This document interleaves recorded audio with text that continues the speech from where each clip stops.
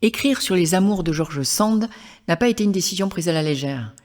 Je voulais pas rédiger une simple apologie décrivant son âme libre, humaniste et brave, ni publier un énième livre sur son œuvre prolifique, qui se compose, sans compter son journal intime et ses correspondances, de plus de 70 romans, des dizaines de nouvelles, des pièces de théâtre et d'essais.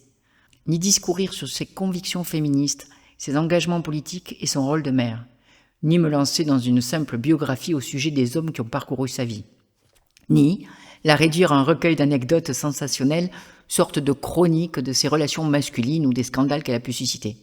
Non, rien de ça. Je voulais l'incarner. Me plonger dans Georges à travers le jeu de l'écriture et le jeu de nos entrelacements. Comprendre ce qui faisait un tel écho en moi. Saisir le plus possible l'essence même de cette femme hors norme derrière la plume.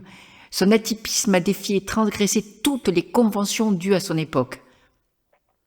Je voulais m'immerger au cœur de ses aspirations et de ses contradictions. Raconter, questionner, explorer ses tourments, ses doutes, ses remises en question. Tenter de comprendre les tensions internes entre sa nécessité impérieuse d'indépendance et son besoin viscéral d'aimer et d'être aimé en retour, jusqu'à en souffrir et se sacrifier. Il y a dans sa vie amoureuse quelque chose qui me fascine et m'intrigue. Elle n'a pas seulement marqué la littérature, elle a également bouleversé les attentes sociales en matière de relations, de désir et de liberté. Et ces émotions qu'elle incarne et dépeint avec virtuosité dans chacune de ses œuvres sont un parfait miroir de son intimité.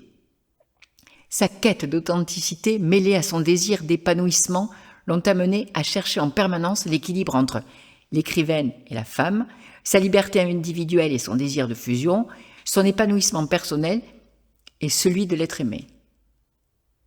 Elle a baigné, malgré les apparences, dans une solitude affective profonde, et ce depuis sa plus tendre enfance. Le deuil, l'abandon, l'ont marquée au fer rouge. Son besoin incessant d'être aimée pour chaque homme qu'elle a désiré, chéri, idolâtré, a représenté pour elle une part de ce à quoi elle aspirait.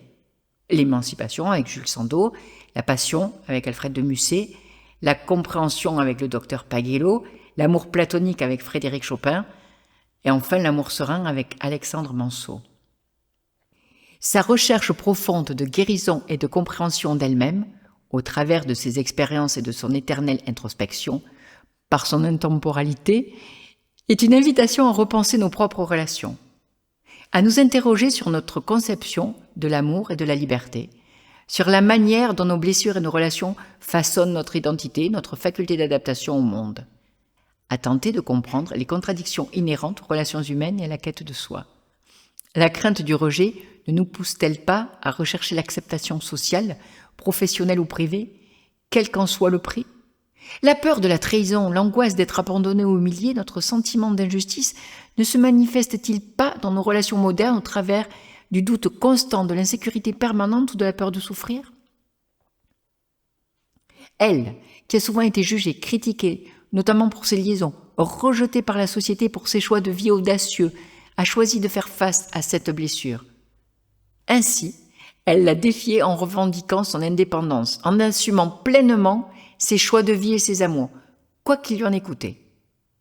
Toutes les déceptions, les trahisons, les humiliations qu'elle a endurées ont nourri sa réflexion ainsi que son œuvre tout entière. Elle a su s'en relever, se redéfinir tout en affirmant sa position ferme et déterminée à être non-genrée, ce qui soulignait sa volonté à ne pas être limitée ni contrainte. Une lutte de tous les instants pour laisser une plus grande liberté à l'expression de son individualité insoumise à la rigidité des normes édictées.